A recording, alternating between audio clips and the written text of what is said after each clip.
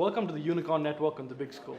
Today we've got Suresh Shanmugham. Oh, that's such a tongue twister. Of Saama Capital. How are you doing, Suresh? Great. Thank you for joining us. First thing I want to bring up, and something I'm sure they've got from your accent immediately, is you're from America. Yes, And born and raised. Born and raised. And you moved back, what, 10, 12 years ago? So I actually moved to India in 2008. 2008, all right. And you've been an investor in both countries? yes. So, first thing, off the bat, I just want to know, how is the community different in India compared to America? Is the same infrastructure there, same procedures? I think when it comes to the investment process, it's all the same. But, infrastructure and environment and ecosystem are at various stages of development. The valley wasn't created overnight. Right. It took, several decades to get to the point where we are now. If you really think about it, India has been, in development. Is it going to take the same amount of time as Silicon Valley? Probably not, but it's still, I think, earlier on in terms of, reaching its full potential. So in the 10 years you've been here, have you seen a decent amount of growth? What you've expected? Has it been lower? Has it been higher? No, I think it definitely, the growth has certainly been there. Okay. And I think the development and the sophistication of the entrepreneurs and the ecosystem has happened very, very quickly. So in some ways, the gap between if you're trying to benchmark against the Bay Area, it's shrunk fairly rapidly. Wow, okay. But again, you have China as a model, you have the US as a model, you have other geographies that I think the community here has been very open to learning from. Okay. So that's an interesting point. Does India have its own model, or is it just picking and choosing the best bits from everywhere? I think, listen, I think there's success stories and in terms of developing companies and building companies and thinking about the fundraising process and exiting, I think there's similarities across the country. In terms of building specific companies here, there are differences. You can't just lift something from another country and drop it here and expect it to work. So that has to be localized. Now, speaking of localization, how are the policies in place? Are people encouraged to build startups in India? Is there the infrastructure, say, I've got an idea today, I can make it come true tomorrow? Is that there in India? Or is it all bent on the guy with the idea? I think it's still oriented towards the people with the idea. I think the government's been relatively hands-off, which is what you want. You want to be unfettered. And as long as you have that entrepreneurial spirit and passion, I think that's the first step. And I think that's something that we see quite a bit of. Okay. And is there enough money in the ecosystem to get ideas off the ground? I think so. Yeah. I think so. If anything, one of the big changes that we've seen from 2006 when we started investing is this angel community. Right. There's a lot more money that can support those idea stage opportunities that hopefully ultimately can develop into things that can be funded by institutional investors. All right. I mean, because there is an evolution that needs to happen. Right, of course. So let's get back to something more specific to you. Talking off camera, and you were saying that you're more into the tech side of things. You like the tech companies, which is not surprising coming from Silicon Valley. So in India, what kind of tech companies are you looking for? Are you looking for the cutting edge guys, or? I think for us, tech is just part of the story. And in some ways, you have to turn it into a product, and it has to be marketed and sold the right way. So we're less focused on the actual technology itself and more what the usage of it is. Okay. Can you give me an example? So a lot of opportunities, say, for example, in the US, people are developing true cutting edge, novel technology. We haven't pursued that path here. Is that path pursuable in India? Are those companies there? Yeah, I think there's starting to be a base, but it's a small portion. And ultimately, the question is, can those opportunities, grow in value and be monetizable? Can you exit them and generate the type of returns that you see in other geographies? Okay. If you're not able to do that, we're still a ways away, at least from us considering an investment. So what is Indian tech good at then? So Indian tech, obviously you have a base of development talent here. And I think the capabilities across, multiple segments, whether it's, analytics, whether it's telecom, I think you are starting to see some blockchain and crypto capabilities develop here. That's all on the rise. But it does come from having a base of development talent here. Okay, so there's that. Okay, I get what you're saying. Because of the 25 years of infrastructure being laid down, there's a lot of developers, a lot of engineers ready to do the work. Yeah. Okay, so now let's talk about a little bit about Saama. So you're a tech guy, but somehow kind of invests all over the place. So I want to know, in India, if you look at all the big guys, the Byju's, Ola, Flipkart, they're all tech-based companies. Yep. I mean, it's a tech that differentiates them from everyone else. Is there space for non-tech companies in India to really make it big? Absolutely. I mean, if you just think about, non-tech for us is like consumer and things like FMCG and things like that. Think about the aspirational base of people that form the middle class and the things that they have the purchasing power to spend on. Okay, so the luxury segment kind of. I don't know whether I'd call it even luxury. I think it's, to me, there's a whole segment that is, doesn't have to be luxury, but it's not kind of the low end, the low price option. You can find some stuff that is kind of premium and that kind of fits in between and allows a lot of folks to fall in the TG that can purchase these products. Okay. So are there any favorite companies of yours under this? All of our companies are our favorites. Okay, favorite, maybe they're all good. Are there any companies you'd like to talk about? Oh yeah, we actually, if we take a look at the ones that we've done on the consumer side, we've got something in juices with raw pressery. Okay. So that's one that's been in the portfolio for some time. We've got something fairly new that is called the Mom's Company, based out of North India, that makes kind of healthy organic products for moms. Expectant moms, and ultimately, it's like a pregnancy kind of thing. Okay. And then we have something in vertical e-commerce, a company called Bluestone in jewelry. But that goes back to tech, doesn't it? It is, but again, tech is just the enabler. Okay. It's still it's a consumer offering. Okay, so it's not the differentiator, it's just what you use. It's again, it's another channel to sell high-end fine jewelry. Okay. So let's talk about raw pressery. So that's something I'm guessing a lot of people would have heard of, at least in urban areas. How raw pressery is just a juice company, pretty much, right? That's one way to think about it. I mean, there's another. What's the other way to think about it? It's if you actually take a look at the product offering, they're doing more than juices. Okay. They're actually getting into soups.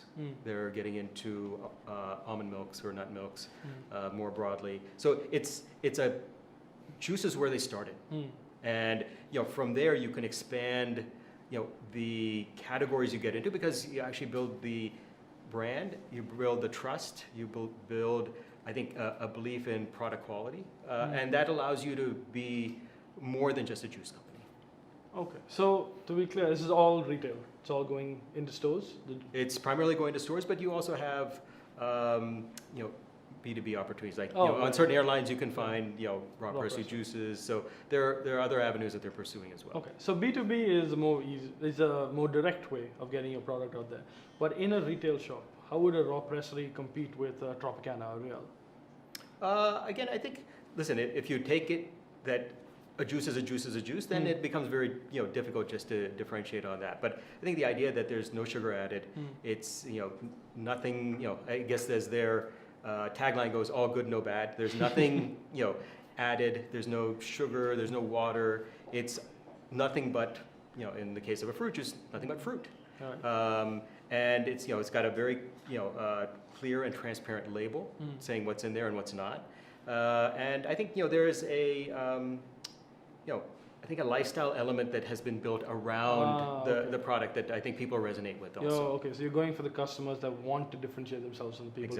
Exactly. And I think the different products that they have are quite unique. I mean, in India at least. Certainly you have your standard guava and orange, but then you have other offerings that are like a green smoothie, and you have cacao almond milk, and you have varieties of like an aloe lemonade. So it's all over the place. There's other SKUs that you won't find, or product offerings that you won't find from the companies that you mentioned.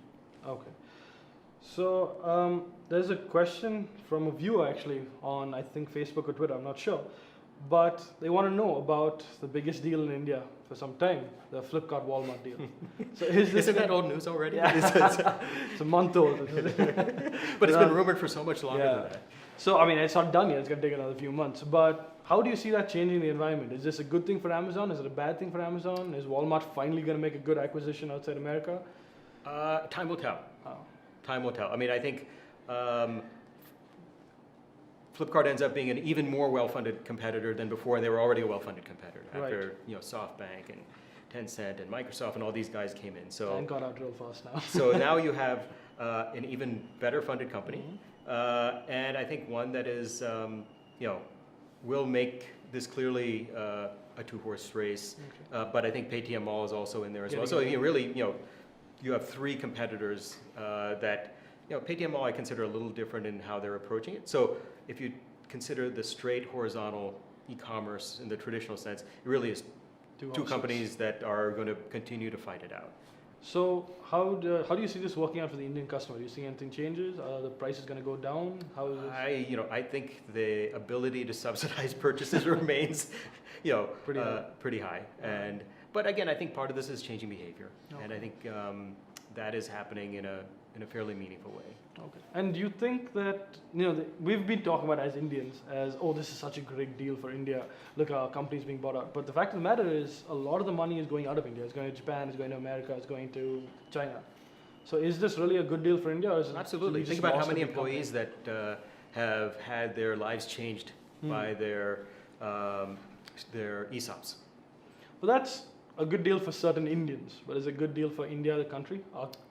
I mean, especially when you get a Walmart and Amazon, two American companies that both have to pay tax in America. That's a lot more money going out of the country. Sure. So, but again, this is a company that's going to continue to grow. The tax base from just CTC is going to grow. I think you also have leave aside the actual transaction and the financial of the transaction. It's a success story. I mean, this is Walmart's biggest acquisition that they've ever done, period. This is actually the largest e-commerce transaction that's done anywhere in the world. So there's a lot of significance associated with what's happened here. And even in the Bay Area, people are like, wow, because they hadn't heard that it was. So they're talking about it. It's like, oh, what do you think about this? And how has this changed the environment there? And I think it is substantial. Right. It is. I think we will look upon this as a watershed moment for the Indian entrepreneur ecosystem. Leave aside tech. It's a boost to everyone who wants to build a company in India. It is that shining success story that I think has been lacking in India for quite some time. So we've got another question from the internet, and it wants to know, Saama, you guys work with agri-tech? Are you looking at agri-tech in India? We are open to it. We have not made an investment yet, but it certainly falls within our mandate, and we're happy to take a look at opportunities in that category. So do you see agriculture as something that needs to be revolutionized in India? I think in some ways it still follows a lot of traditional ways. So whenever you have that, there is an opportunity to do things better and differently. So short answer is it has a lot of avenues to be improved, and when you have agriculture being 60% of the GDP, that's a huge market opportunity. So are there any companies you've seen in India, agriculture companies, where you've gone, I wish I got into that 12 years ago? Honestly, not yet.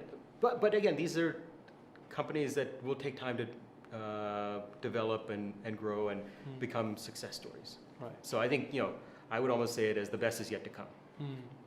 So I want to ask you something about going back to your America versus India experience. You worked on the investing companies in both countries.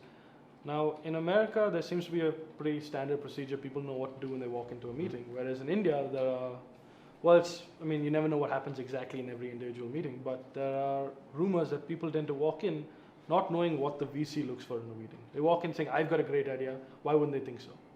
Is that true? Do you see companies walk in not less so? Less so than before, because I think you've had the opportunity to learn from other entrepreneurs. Right. You have, I think, the ecosystem's done a pretty good job of educating the entrepreneurs on, how do you build up a company? How do you kind of develop a business plan? How do you think about the process of developing a company? So that, I think, has put a lot of people in a better position to come in more informed. Okay. So, when people walk in, obviously this is talking about the network effect. You hear from him saying, you do this, I'll do this. You walk into a meeting, you have to have this data. Yeah. But the general population, not general population, general startup population that walks in, do they know that they need to have all the market data, or they just walk in saying, I've got a great idea? How ready are they for that meeting? By the time they come to see a group like us, they've got a lot of that together. Okay. Now, when companies are earlier on and they're still figuring out the idea, it's more a belief that there may be something to pursue. That's when they have to do the market research and go through the validation phase of we have something, we don't have something. So that to me is it's an earlier step in the company development process than we tend to get involved with. Oh, so that's an interesting point, right? The fact that you tend to get involved at a later stage brings up the idea of different kinds of VCs. So another question, in India, do people realize when they apply to whatever VC, when they get in touch, do they realize that, okay, I want my company is in the early stage? Do they accidentally get in touch with you? Or if their company is beyond what you want to invest in, do they still get in touch with you? I think the folks that kind of reach out kind of blindly through LinkedIn or some other way, generally have not done much research. I mean, some of them have done none, some have done a little bit, but those folks doing the blind outreach, often there is that mismatch. Yeah. But if people have done some of their homework or have found a way to get introduced to us by somebody that we know, obviously there's a level of sophistication that they have that indicates that they are so more you run in the thoughtful. same circles, yeah. So that brings up a point, right? So if I'm someone from a tier 2, tier 3 town, I've got a good idea, but don't have too much funding, I bootstrap myself for a couple of months, I've got an idea together, I've got some market research together. How do I reach out to VCs? I mean, if you're saying LinkedIn is slightly unresearched, what is the best way for me to get in touch with a VC? I've got an idea, I've got a company, it's up and running. I guess first ask the question, do I need VC money now? Well, I guess, do I need capital now? If so, how much? And what's the appropriate source? Because listen, if you need something like, you're just getting off the ground, you need to kind of validate some of the work that you've done, you need 25 lakhs. You're probably not going to go to, it doesn't make sense to reach out to an institutional VC, right? So I think it's more a question of being thoughtful about, okay, what are my needs and what are the best avenues to fill those needs from a capital standpoint. Okay. So who do you go to before a VC? I mean, I'm still here, right? I'm here from a tiny town. I moved to Bangalore, set up my company. Who am I looking at? I think angel communities. There are platforms like Let's Venture that can help connect companies seeking money with investors. And you move on. You have incubators, accelerators. There's a number of different layers and opportunities to get mentorship, funding, space, a whole set of capabilities before you even get to potentially talking to an institutional VC. So is that infrastructure there in India? I mean, because this is a funny thing that people don't realize about third world countries is there's a lot more entrepreneurship. Not necessarily startups, but there are a lot more people who own their own businesses than they do in first world countries, where people tend to work for giant organizations. So is that capability, that financial capability at the lowest end, the 25 lakhs, the 20 lakh, that kind of capability, is that there in India? Absolutely. Yeah? There are people looking out for those opportunities? All right. Well, that's good to know. No, I think, I don't know whether people, literally put out a shingle saying, I've invest got 20 lakhs for you. But I think it's more a matter of, kind of networking and getting to folks that are interested in making personal investments at that size. Oh, so you just got to keep pushing until you get a foot in the door. And then I think that's part of, being a scrappy entrepreneur. Right. So we've got another question from the internet. So it's a little off topic, but he wants to know, if you weren't a VC, what would you like to be? God. Can you do anything else? I'm not sure whether I can do anything else after 25 years. So, honestly, I've never given that a lot of thought because I do like my job. I wouldn't keep doing it unless I really enjoyed kind of the interaction within our firm, with entrepreneurs, with other investors. So it's I've never kind of looked back and said, oh, I should have done something different, or I'd rather have that job than my job. All right. Well, thanks so much for coming on the show, Suresh. And your name's really getting you. No problem. I'm used to it happening in the US all the time. So yeah, really sorry I brought it down to India for you. Well, this has been the Unicorn Network and the Big Scope.